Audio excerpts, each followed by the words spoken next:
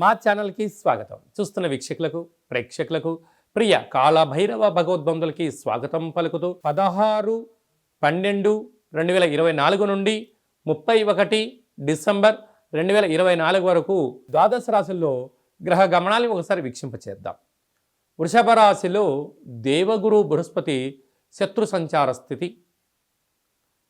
కర్కాటక రాశిలో కుజ సంచార స్థితి, కన్య రాశిలో కేతు సంచార స్థితి, వృశ్చిక రాశిలో బుధ సంచార స్థితి, ధనుస్సు రాశిలో రవి సంచార స్థితి, మకర రాశిలో శుక్ర సంచార స్థితి, కుంభరాశిలో శని భగవానుడు స్వక్షేత్ర సంచార స్థితి, మీనరాశిలో రాహు సంచార స్థితితో గ్రహ గమనాలు ఈ విధంగా ఉన్నాయి. మీనరాశి వారు ఈ ఆంగ్ల సంవత్సరానికి వీడుకోలు పలుకుతూ, నూతన ఆంగ్ల సంవత్సరానికి స్వాగతం పలుకుతూ, ఏళ్లనాటి శని ప్రారబ్ధ సంచార స్థితిలో ఉన్నప్పుడు, గ్రహ సంచార స్థితి అనుకూలంగా లేనప్పుడు ఎలాంటి విధులను పాటించడం వలన ఈ అష్ట కష్టాలకు స్వస్తి పలికి అష్ట ఐశ్వర్యాలకు స్వాగతం పలకాలో ఈ వీడియోలో సవివరంగా సంపూర్ణంగా తెలుసుకుందాం. మీనరాశిలో ఏ నక్షత్రాలు వస్తాయనగా పూర్వాభాద్ర నక్షత్రం చివరి పదం 4వ పాదము, ఉత్తరాభాద్ర నక్షత్రంలో 4 పాదాలు, రేవతి నక్షత్రంలో 4 పాదాలు కలిపితే మీనరాశి అవడం జరుగుతుంది. అలాగనే చాలామందికి పుట్టినటువంటి కాల సమయంలో డేటా బర్త్లు లేనటువంటి వారికి పేరు యొక్క మొదటి అక్షరం అనుసరిస్తూ ఆ రాశిని తెలుసుకునే ప్రయత్నం చేద్దాం. ది, దుమ్, శం, ఝ, ధ, దే, దో, చ, చి అక్షరాల వారందరూ కూడా మీనరాశి జాతకులే. మీనరాశి యొక్క అధిపతి దేవగురు బృహస్పతి.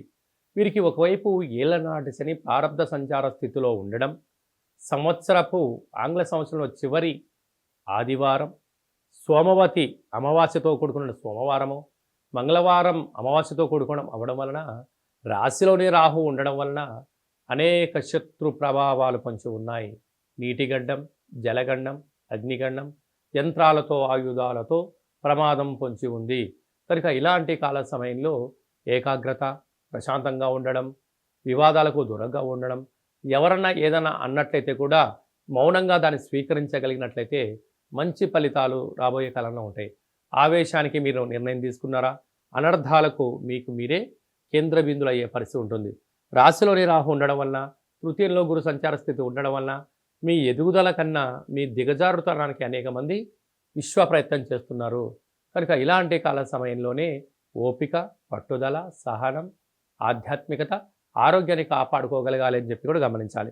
సంతాన స్థానంలో కుజ సంచార స్థితి ఉండడం వలన నూతనంగా వివాహమైన వారికి సంతాన యోగం, సప్తమంలో కేతు సంచార స్థితి, భాగ్యంలో బుధుడు, రాజ్యంలో రవి సంచార స్థితి, వ్యయంలో శని భగవానుడు స్వక్షేత్ర సంచార స్థితి అవ్వడం వలన అనారోగ్యము, వాహన ప్రమాదాలు, అనవసర ఖర్చులు పొంచి ఉన్నాయి.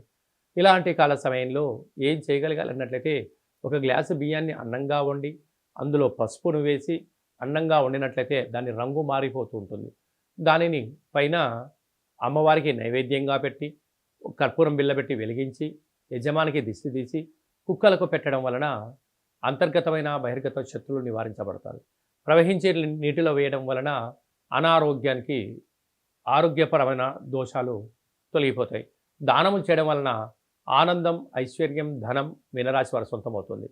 కుదిరితే అలా చేయండి, కుదరలేదు ఈ కింది నెంబర్ సంప్రదించినట్లయితే కాళభైరవ స్వామి యొక్క దేవాలయంలో కార్యక్రమాన్ని చేయించి మీకు వీడియో కాల్ ద్వారా చూపించి ఈ సంవత్సరంలో కష్టాలకు స్వస్తి పలుకుతూ కొత్త సంవత్సరం స్వాగతం పలకడం జరుగుతుందని చెప్పి కూడా గమనించాలి. ఈ 2024 సంవత్సరానికి మన స్వస్తి పలుకుతూ ఈ యొక్క ఆంగ్ల సంవత్సరంలో చివరి రోజు సోమవతి అమావాస్య, మంగళవారం అమావాస్యతో కూడుకున్నటువంటి అవుతున్నాయి. కనుక ప్రధానంగా మనము ఎలాంటి విధి విధానాలు పాటించాలో కూడా తెలుసుకుందాం. ఎందుకనగా ఇయర్ ఎండింగ్ అనగానే మనకు 25వ తారీఖు నుండి హాలిడేస్ రావడం, అందులో సంవత్సరంలో చివరి ఆదివారం, చివరి సోమవారం, చివరి మంగళవారం. ఈ సంవత్సరం రాజు కూడా అంగారకుడే. కనుక అలాంటి తెలుగు సంవత్సరాది పండగకు రాజు అయినటువంటి ఆయన ఈ యొక్క మంగళవారం అమావాస్యతో కూడుకున్నటువంటి పరిస్థితులు ఉంటున్నాయి. కనుక వీలైనంత వరకు సముద్ర స్నానమని, దూర ప్రయాణాలని, ఆవేశభరితమైన నిర్ణయాలు కానీ దయచేసి ఎవరు కూడా ఎలాంటి ప్రయాణాలు పెట్టుకోకపోవడము ఉత్తమోత్తంగా భావించగలిగింది.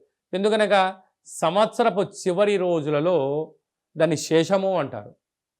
కనుక అందులో అమావాస్యతో కూడుకున్నటువంటి సోమవారం అమావాస్య వస్తే దాన్ని సోమవతి అమావాస్య అని, మంగళవారం మిగులు ఛాయలు ఉన్నాయి కనుక అమావాస్యతో కూడుకున్న మంగళవారం అవ్వడం వలన ఆవేశభరితమైన నిర్ణయాలకు ఇది సరైన సమయం కాదులని, విందులని వినోదాలని పాల్గొంటున్నప్పుడు ఎన్నో జాగ్రత్తలు అవసరం. మితిమీరిన వేగంతో ప్రయాణం చేయకపోవడం, ఆధ్యాత్మికమైన చింతనతో కలిగి ఉండడం వలన ఎన్నో రకాలుగా ఉపద్రవాలను ప్రమాదాలను నియంత్రించుకునే స్వయం శక్తి అందరికీ ప్రసాదించాలని మనసారా కాళభైరవ స్వామిని కోరుకుందాం. కనుక 16వ తారీఖు నుంచి 31వ తారీఖు వరకు ముఖ్యమైనటువంటి పండుగల గురించి క్లుప్తంగా సవివరంగా సంపూర్ణంగా తెలుసుకుందాం. 23వ తారీఖున బహుళాష్టమి సోమవారము ఉత్తరా నక్షత్ర సందర్భంగా కాళభైరవ స్వామికి స్మరణ ధ్యానము పూజా కార్యక్రమంలో పాల్గొనడం వలన మనకు సకల అష్టకష్టాలు తొలగిపోతాయని చెప్పి కూడా గమనించాలి. అలాగనే మనకు 30వ తారీఖు సోమవారం పూట అమావాస్య, సోమవారంతో కూడుకున్నటువంటి అమావాస్య, అది సోమవతి అమావాస్య అంటారు. కనుక సకల గ్రహదోషాలు సంవత్సరంలో ఉండబడినటువంటి వాటన్నిటిని కూడా వదిలేసుకొని కొత్త ఆనందకరమైనటువంటి స్వాగతం పలకాలి అన్నట్లయితే కాళభైరవ స్వామికి స్మరణ, కూష్మాండ దీపము, నారికేల దీపము, ముడుపు, కాళభైరవ హోమ కార్యక్రమాల్లో పాల్గొని దిష్టి తీసేసుకొని కుక్కకు మహారాజు గారు కానీ పక్షిరాజవారైనటువంటి కాకికి ఆహారాన్ని పెట్టుకోవడం వలన యోగదాయకం. అలా మీకు కుదరలేదు, ఈ కింది నెంబర్ మీరు సంప్రదించినట్లయితే మీ యొక్క గోత్రనామాలు పంపించినట్లయితే కాళభైరవ స్వామికి స్మరణ, అభిషేకము, పూజ, హోమము, ముడుపును కట్టి 20 రకాల వస్తువులతో ఈ సంవత్సరం ఎండింగ్లోకి ఈ కష్టాలను ఎలా పులిస్టాప్ పెట్టుకోవాలి, కొత్త సంవత్సరానికి స్వాగతం పలుకుతున్నప్పుడు ఎలాంటి కార్యక్రమాలు చేసుకోవాలో కూడా మీకు వీడియో కాల్ కూడా తెలియజేయడం జరుగుతుందని చెప్పి గమనించాలి. అలా ఇంకనూ మనం విజయం సాధించగలగాలి అన్నట్లయితే ఈ యొక్క పాత్ర కంచు పాత్ర అంటారు. కంచు మోగినట్టు కనకం మోగదు గదరా సుమతి అని చెప్పి మనకు సుమతి శతకంలో ఉంటుంది. మనకు రాసులు 12 ఎలా ఉంటాయో 12 రాసులను ఇందులో అచ్చు వేయడం జరుగుతుంటుంది. ఈ పాత్రను మనం ఇంట్లో పెట్టుకొని ఎలా ఉపయోగించుకోవాలో చెప్తాను, ఒకసారి వినండి.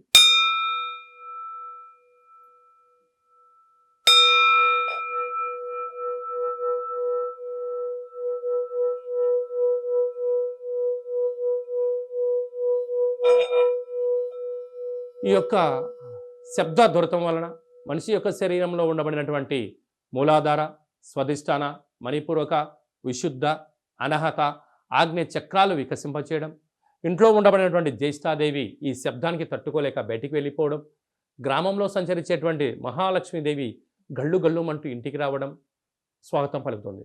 అలాగా మనకు చాలామందికి నాకు నరదృష్టి ఉంటుందండి, ఏం చేసినా ఈ మధ్య కలిసి రావట్లేదండి, మా అబ్బాయి కానీ అమ్మాయి కానీ ఆహారం తీసుకుంటున్నారు కానీ ఒంటికి పట్టట్లేదండి, అనేక వ్యాధులతో ఇబ్బంది పడుతున్నాము అనుకుంటున్న వారందరికీ కూడా ఈ యొక్క పాత్ర అక్షయ పాత్ర ఆవశ్యకత ఉందని చెప్పి గమనించాలి. మన మనసులో ఏదైతే కోరిక ఉందో వాటిని కోరుకొని ఈ శబ్దం చేయడం వలన ఆ లక్ష్మీ కటాక్షం వలన శబ్ద తరంగాల వలన ఆ పని వశీకరణ కలిగి అద్భుతమైన విజయం మన సొంతమవుతుందని చెప్పి గమనించాలి. ఈ అక్షయ పాత్రతో పాటు ఓ కాళభైరవ స్వామి యొక్క పిరమిడు, డాలరు, కంకణము, అలాగనే మీకోసం ప్రత్యేకంగా కాళభైరవ హోమము, అలాగనే విశేషమైనటువంటి 20 రకాల వస్తువులతో దిష్టి తీయించడం కూడా జరుగుతుంటుంది. ప్రత్యేకంగా మీకు వీడియో కాల్లో పూజ చూపించి చేయడం జరుగుతుంది. మీ ఎక్కడి వారైతే అక్కడి అడ్రస్ను మీరు వాట్సాప్ పంపించగలిగినట్లయితే కొరియర్ చేసి కొరియర్ స్లిప్ కూడా వాట్సాప్ పెట్టడం జరుగుతుంది. కనుక మనమందరం కూడా కష్టాలకు స్వస్తి పలుకుదాం, 24వ సంవత్సరానికి వీడుకోలు పలుకుదాం, 2025కు స్వాగతం పలుకుతూ అందరి ఇంట్లో భైరవ స్వామి యొక్క ఆశీల వలన ధనకనక వస్తు వాహనాలతో అద్భుతమైన విజయం కలగాలని కోరుకుంటూ ఆశీర్వచనం. అలాగనే మన వ్యక్తిగత జాతకం తెలుసుకోవాలనుకుంటున్నారా? మీ యొక్క పేరు, పుట్టినటువంటి తేదీ, నెల, సంవత్సరం, సమయం రాసి మీరు వాట్సాప్లో పంపించగలిగినట్లయితే 100 సంవత్సరాల జాతకాన్ని సవివరంగా సంపూర్ణంగా రాసి పంపించి ఆ తర్వాత మీరు పుట్టినప్పుడు గ్రహ గమనాలు ఎలా ఉన్నాయి, ప్రస్తుతం ఎలా ఉంటున్నాయి, రాబోయే కాలంలో ఎలా ఉండబోతున్నాయో మీకు తెలియజేయడం జరుగుతుందని చెప్పి కూడా గమనించాలి. అలాగనే చాలామందికి పుట్టినటువంటి కాల సమయంలో డేట్ ఆఫ్ బర్త్‌లో లేనటువంటి కారణం వలన మీ పేరు యొక్క మొదటి అక్షరాన్ని అనుసరిస్తూ ఆ రాశిని తెలియజేసే ప్రయత్నం చేస్తూ భూత, భవిష్యత్, వర్తమానాన్ని గవళ ద్వారా అనగా రమణ శాస్త్ర ద్వారా కాళభైరవ ఉపాసన చేత మీకు జాతక వివరాలను తెలియచేస్తూ ఎలాంటి పరిస్థితులలో ఎలాంటి పనులు చేసుకోవాలి, ఎలాంటి పనులలో మనం మౌనం వహించాలి, ఎప్పుడు కార్యక్రమాన్ని చేసుకోవచ్చు, ఎప్పుడు చేసుకోకూడదో ఆధ్యాత్మికమైన సలహాలు, సూచనలు మీకు తెలియజేయడం జరుగుతుంది. కనుక డేట్ ఆఫ్ బర్త్ లేనటువంటి వారందరికీ కూడా గవ్వల ద్వారా జ్యోతిష్యం చెప్పబడుతుంది. కనుక ఆసక్తి గలవారు ఈ కింది నెంబర్ను సంప్రదించి ఆన్లైన్ ద్వారా కానీ, ఆఫ్లైన్ ద్వారా కానీ, ఫోన్ కాల్ ద్వారా కానీ మీకు జాతకాన్ని తెలుసుకొని మానవ ప్రయత్నం చేయండి. జాతకం అనగా జీవితంలో జరగబోయేటువంటి, ప్రకృతిలో జరగబోయేటువంటివి, మానవాళికి జరగబోయేటువంటి విషయాలను అమావాస్య రోజు ఏం చేయొచ్చు, ఏం చేయకూడదు, పూర్ణిమ రోజు ఏం చెయ్యాలి, ఏం చేయకూడదో తెలియజేసేదే జాతకం. కనుక అలాంటి కాల సమయంలో జాతకాన్ని తెలుసుకుందాం. గ్రహ సంచార స్థితిలో ఉండబడిన యోగాన్ని తెలుసుకుందాం. అదృష్టానికి స్వాగతం పలుకుతూ అందరూ నిండు నూరేళ్ళ ఆయురారోగ్యాలు ఉండాలని కోరుకుందాం. అలాగనే మీ అమ్మాయి కానీ వివాహ ప్రయత్నం చేస్తున్నారా? ఎందుకు వివాహం అవ్వడం లేదు? జాతకంలో ఎలాంటి దోషాలున్నాయి, జాతకంలో ఎలాంటి యోగాలున్నాయి, ఏ అమ్మాయితో కానీ ఏ అబ్బాయితో కానీ వివాహం చేస్తే వారి యోగం అవుతుందో కూడా తెలియజేయడం జరుగుతుంది. అలాగనే వివాహమైన భార్యాభర్తలు తరచుగా గొడవ పడుతున్నారా? ఎందుకు గొడవ పడుతున్నారు? అంటే ఇక్కడ పేర్లు కలవడం లేదా, జాతకాలు కలవడం లేదా, వ్యవస్థలో వీరి యొక్క భావాలు భిన్నంగా ఉన్నాయా అని తెలుసుకొని పేర్లో స్వల్పమైన మార్పులు చేయడం వలన ఇలా పోలీస్ స్టేషన్లని, కోర్టు సమస్యలని ఇలా ఇబ్బంది కాకుండా, విడిపోకుండా ఆ భార్యాభర్తలు అన్యోన్యంగా ఉండడం కోసం ఆధ్యాత్మికమైన సలహాలు, సూచనలు ఇవ్వడం జరుగుతుంది. కనుక అందరికీ శుభం, జయం, లాభం జరగాలని కోరుకుంటూ ఈ ఆంగ్ల సంవత్సరానికి వీడుకోలు పలుకుతూ కొత్త సంవత్సరానికి స్వాగతం పలుకుతూ ఆశీర్వచనం.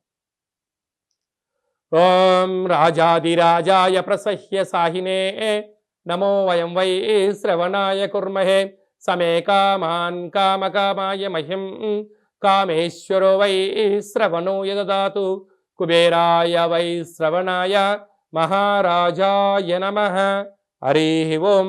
నిత్యం శాంతిరస్తు, వృద్ధిరస్తు, తుష్టిరస్తు, అవిఘ్నమస్తు, ఆయుష్యమస్తు, ఆరోగ్యమస్తు, మాఘుం రక్షంతు, సహకుటుంబానం రక్షంతు అని అందరు మనసులో అనుకోండి.